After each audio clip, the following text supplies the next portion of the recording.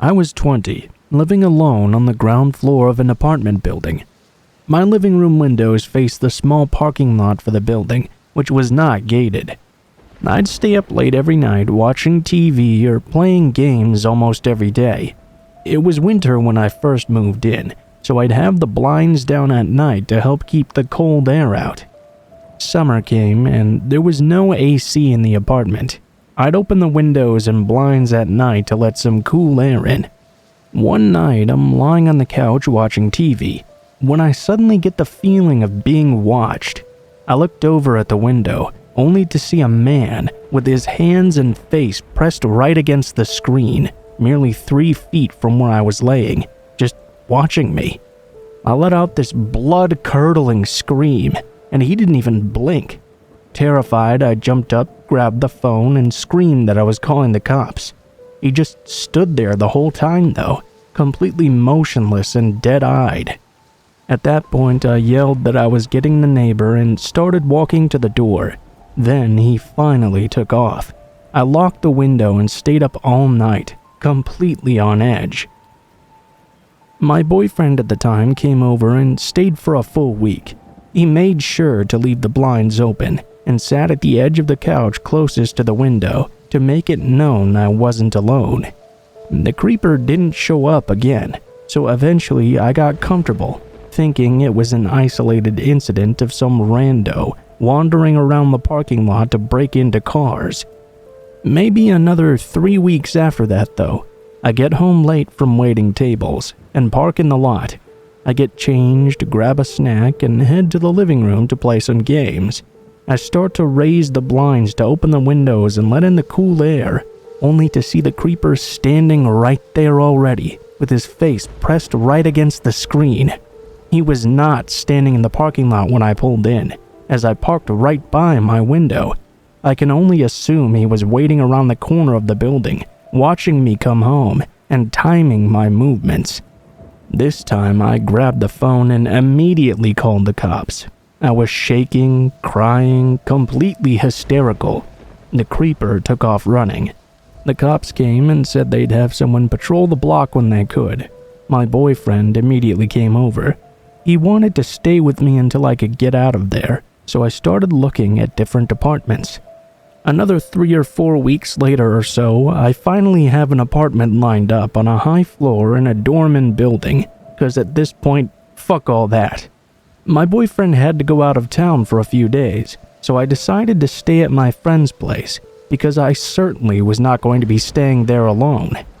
I stayed at my friend's place for about 2 nights, but I had to run home to grab a few things I'd forgotten. She went with me for obvious reasons. We also went in the afternoon, and not after dark. We decided, though, to hang out for a bit and play games together, because it was daylight and there was a lot of activity around the building. Still no AC, so I hesitantly raised the blinds to let in some fresh air.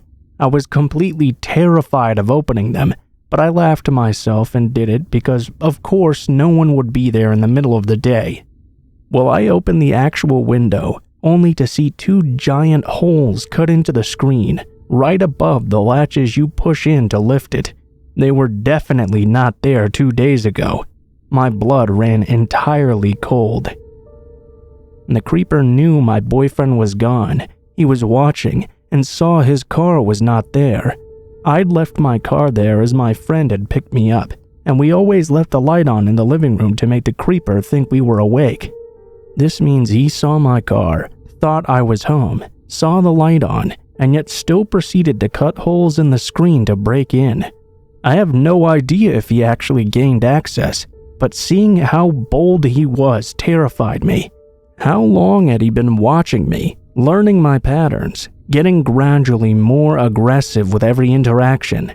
I still sometimes get a chill when I raise my blinds.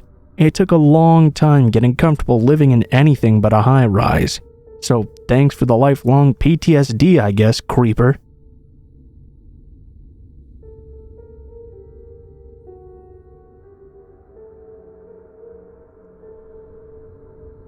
This is my first time posting anything like this, so forgive me if this isn't the best explanation. This summer, I decided to pick up some graveyard shifts at my current full-time job, simply because it pays more, and I'm a university student drowning in student debt. Well, about 2 weeks ago, on the rare occasion that I get to sleep during the time the sun is actually down, at 3:30 to 4 a.m., I was suddenly awoken by an extremely loud sound. Me being half asleep already, I honestly had no idea what the sound could even be. I just chalked it up to being one of my neighbors dropping something, because I live in an apartment with very thin walls. I tried to get back to sleep. After about 10 minutes of laying there with my eyes closed, though, I began to hear the sound again. This time, though, I was already pretty much awake, so I recognized what the sound was immediately. Someone was knocking on my window. For context, I'm a single female living alone and in a basement suite, so my windows were basically level with the sidewalk. Anyways, I was obviously freaked out. I had no idea what the heck to do. I didn't want to move or make any noises because I didn't want them to know that I was home alone. I just sat there frozen, laying in this bed. Then I hear the knocking again. I instantly balled up as my fight or flight kicked in. I ran to the front door, which had my keys with my pepper spray on them. The keys clink together and make a noticeable noise. The knocking starts to get more intense and loud. This is when I realize the window with the screen by my bed is almost all the way open because my cat likes to sit on the edge. I forgot to close and lock it. I started to freak out, already having major anxiety. I started looking for my phone, just in case I'd need to call the police. While me being fucking clumsy and shaking from anxiety, I dropped the phone on the ground. Whoever was at my window proceeded to do what sounds like either sliding his fingernails or a really sharp object across the length of the screen. I realized this person's intentions were either to come in or to scare me. So, like a fucking idiot and not thinking, I ran to the window as fast as I could, slammed it shut, and locked it, while avoiding looking outside at whoever it was. The knocking finally stopped after a while. I waited about 30 more minutes without hearing any more knocking. I laid back down and went right back to sleep. The next morning, I honestly couldn't believe that it even happened to me. I started to think even that maybe it was just a dream. I went outside to investigate. I see an empty beer bottle and a ripped up blanket. I text my only friend that knows where I live and ask them if they were fucking with me. They say no, which I figured, because they don't drive and live quite far away. The buses around my house also stopped running well before 3 a.m. I called my landlord and told him what had happened, and he told me to just ignore it, as this had happened several times before. Well, that's fucking creepy. Anyways, I obviously recognize now I should have done a lot of things differently and called the police right away. It hasn't happened since, thankfully, but nonetheless, it was super terrifying. But I can't exactly afford to move again.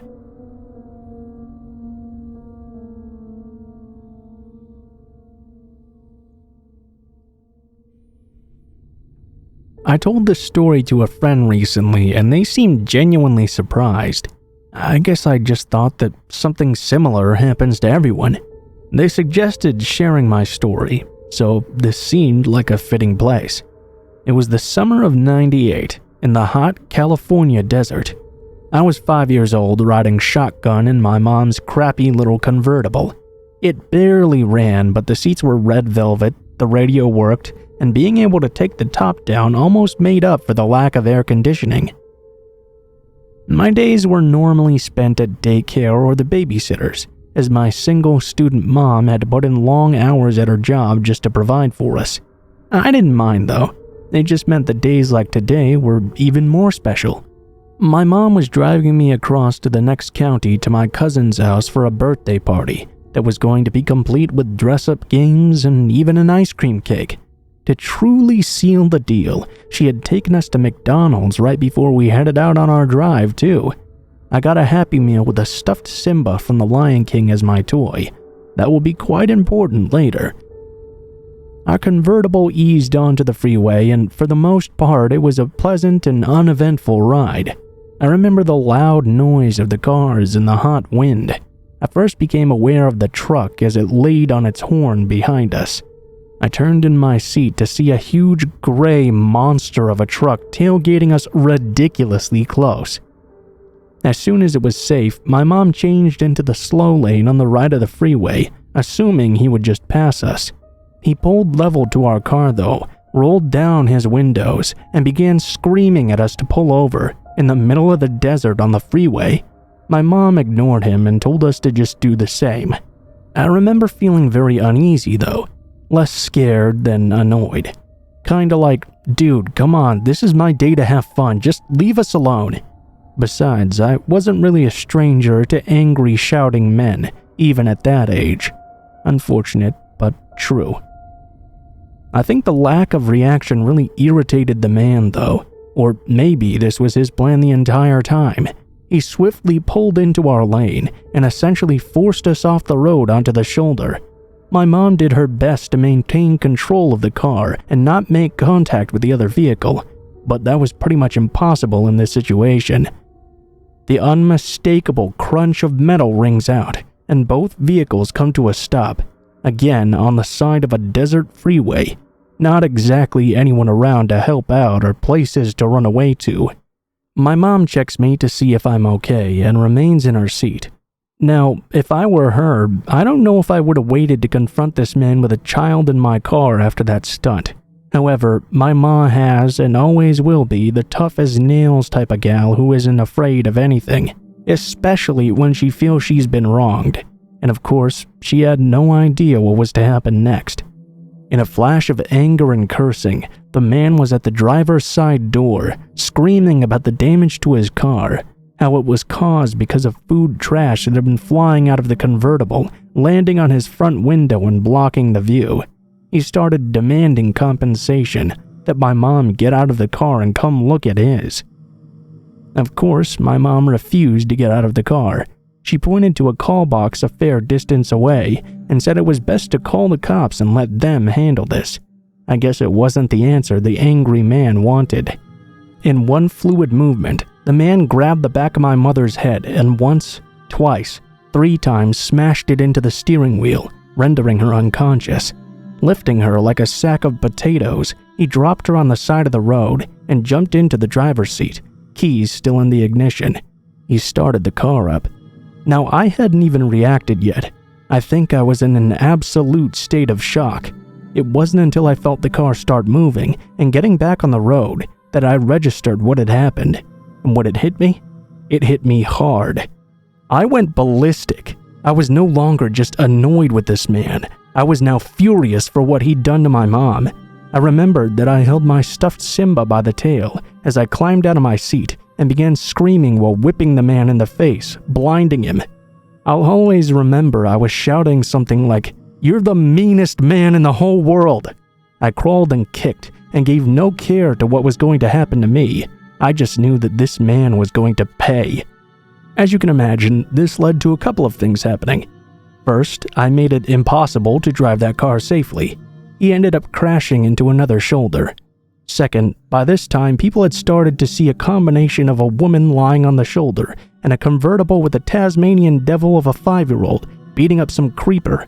They began to alert authorities. I don't remember too much after that. I remember the cops coming and sitting in the back of a police cruiser. They gave me a teddy bear and asked me a lot of questions, and my grandma picked me up. My mom went to the hospital. Thankfully, she didn't have any major damage, just a busted nose and some whiplash.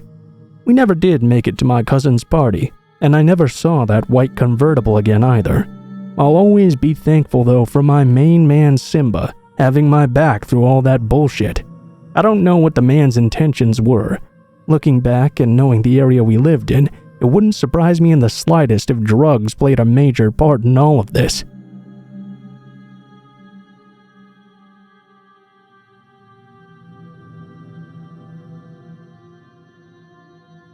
When I was 9, maybe 10, my father and I were driving through some rural county areas when his car ran out of gas. He was aiming to get to a nearby gas station, an old middle-of-nowhere style mart that we would stop in to get pickled eggs and sweet tea on these country drives. It was hot and I was extremely annoyed, ready to just go home and watch TV. He popped out of the truck and got his gas canister. We planned to walk the mile down the road to fill up. After a couple of minutes of walking though, I started complaining, as children tend to do. I got sand spurs in my laces. I'm sweating. I'm bored. My father, being the kooky guy he was, threw his thumb out, deciding we should catch a ride. A couple of folks just passed us right by. Honestly, I don't blame them. He was rocking a Charles Manson-style look back then, and who hitchhikes in 2007 anyway? Finally though, a beat-up minivan pulled over. In it was a middle-aged couple and 3 kids. Think country church types. Very ordinary-looking folks, if not a little granola with spaced-out energy. The kids were younger than me. I remember rolling my eyes and thinking, ew, snotty boys. The woman asked my dad if everything was okay. He explained the situation, and sweet as pie, she suggested, "We can go on and grab it for you. Your girl can ride along with us to get in the AC." The middle seat of the minivan had 2 open seats. My dad thanked them and asked if we could both climb in. That's when the couple's energy changed, though. They insisted there was only space for a little girl like me. "Come on, climb in." My intuition was saying no way, and my dad, though open to hitchhiking and getting us into another random trouble on the usual, seemed to have a similar wariness in this situation. He thanked them and offered that we wait in his truck in the AC while they went to do the run.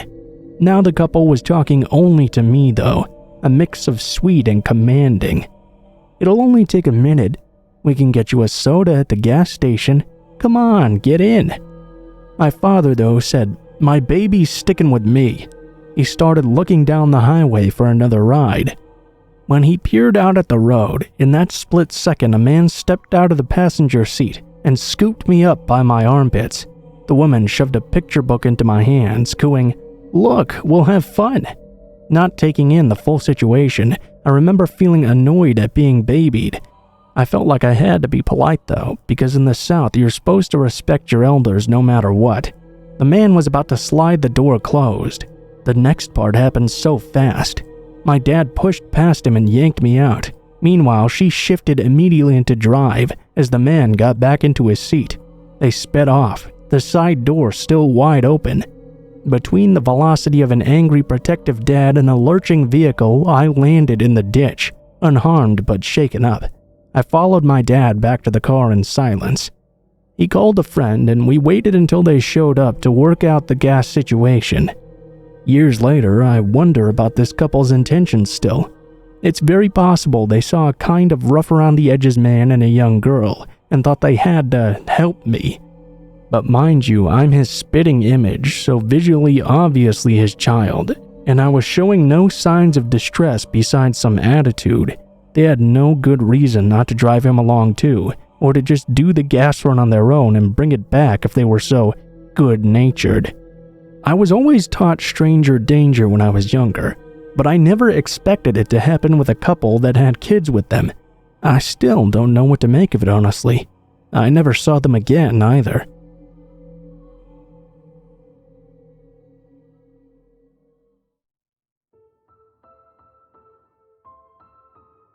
What is up, guys? Blue Spooky here, as always. Thank you guys so much for watching, especially if you made it this far to the end of the video. If you guys enjoyed the content of this video, please be sure to like, share, comment, and subscribe if you feel so inclined. If you do decide you like my content enough to subscribe, please be sure to hit the bell button right next to the subscribe button and turn notifications to all so you can be notified of every video I post in the future. If you don't feel like doing that though, I post a video nearly every day, so you can just come back every now and then and check up on what you missed. If you guys have any criticisms on what I can do better or any feedback on the stories in the video, please be sure to leave them in the comments below, as I always enjoy reading all the comments and I try to give them hearts and respond when I can. If you guys would like to reach me for any reason, or you would like to send in a story to be read, you can go ahead and take a look in the description below the video. You'll find a link to all of my social media, including my Facebook, Gmail, and Twitter accounts. Go ahead and send me a message on any of those, and I'll try to get back to you as soon as possible. If you do decide to send in a story, please be sure to include in the tagline what the name of the story is if it has one, what type of story it is if it has a theme, and how you would like to be credited in the description of the video the story appears in. Last but not least, I also run 2 other channels, Mr. Blue Skies and Darkest Hour, where I do true crime videos and dark documentaries respectively. If that kind of content sounds interesting to you, why not go ahead and check it out and see if it is for you. Aside from that though guys, I think that's pretty much it for now, so thank you guys so much for watching, and I hope you guys have a great day.